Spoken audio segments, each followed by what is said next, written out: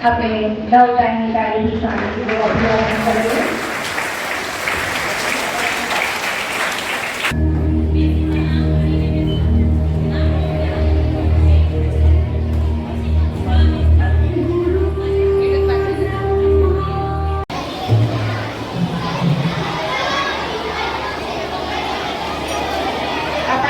સ્વામીજીનું આપણે પૂર્વથી સ્વાગત કરીશું. બધા 9 તાળીઓના તાલથી આપણે પૂજ્ય સ્વામીજીને વધાવી દઈશું.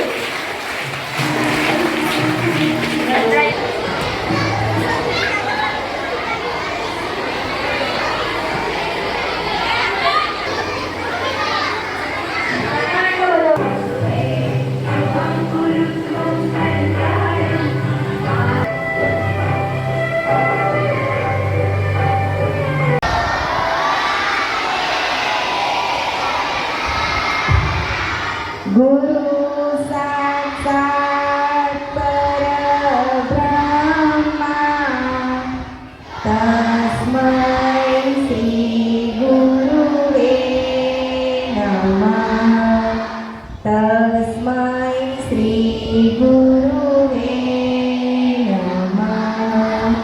ફરીથી આપણે જોરદાર તાળીઓથી અભિવાદન. ભગવાન પૂજ્ય સ્વામીજી, આદરણીય ટીચરો તથા મારા વહાલા મિત્રો, આજે હું ગુરુ પૂર્ણિમા વિશે કહીશ.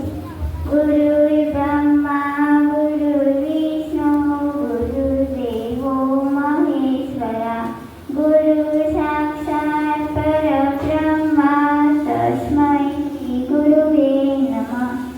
ગુરુ શબ્દમાં ગુ એટલે કે અંધકાર અને રૂ એટલે કે તે અંધકારને દૂર કરનાર જ્ઞાનરૂપી અંધકારને દૂર કરે તે ગુરુ.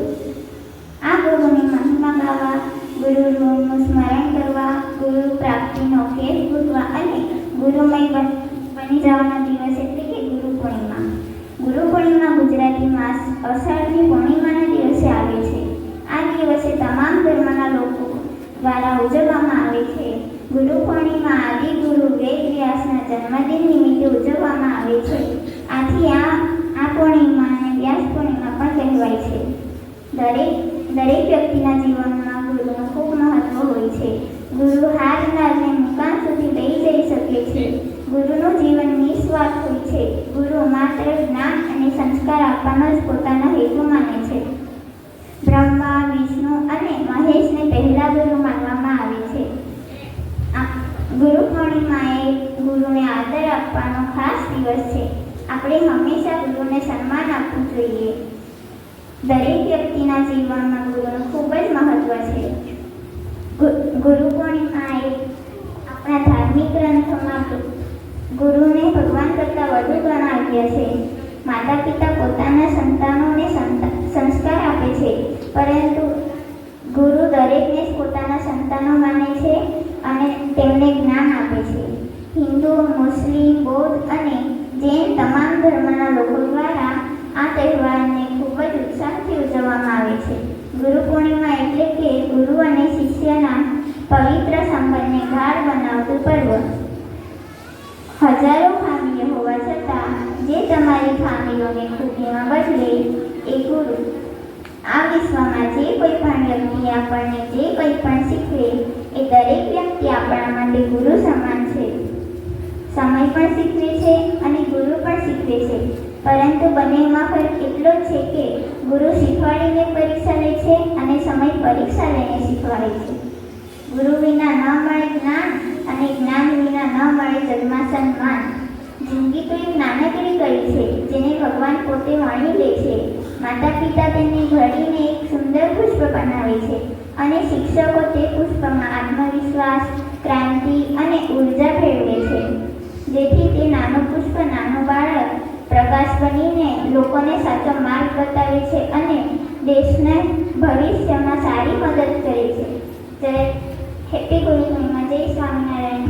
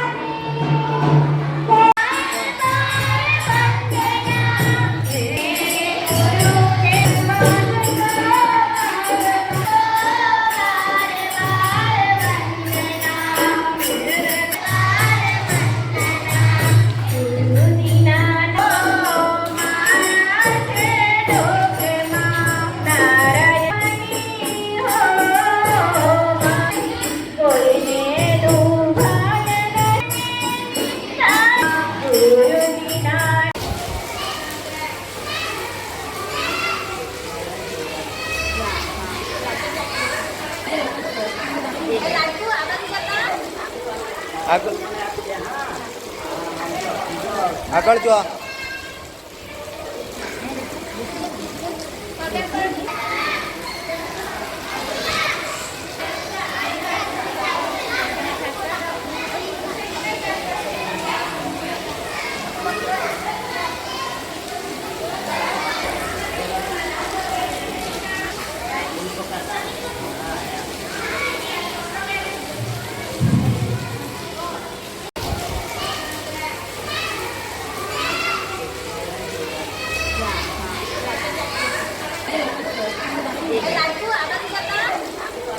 આગળ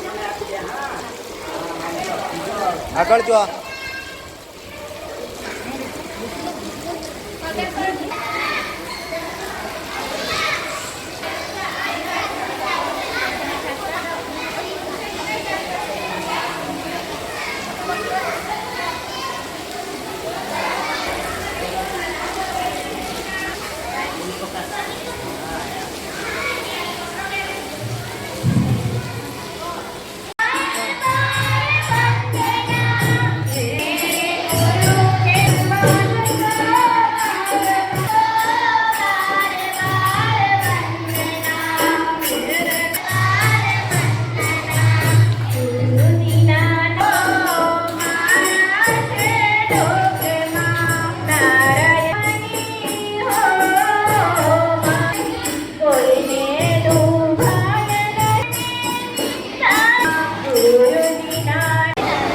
ચાલો બધાને લાઈનમાં બધા વિદ્યા ગુરુઓને પગે લાગીને પછી ક્લાસમાં જવાનું છે. હા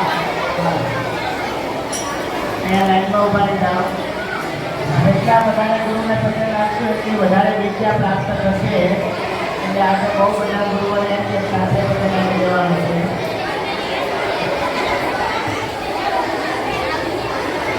બહુ સરસ બધાનો વિડીયો ઉતાર્યો વિદ્યાર્થીઓ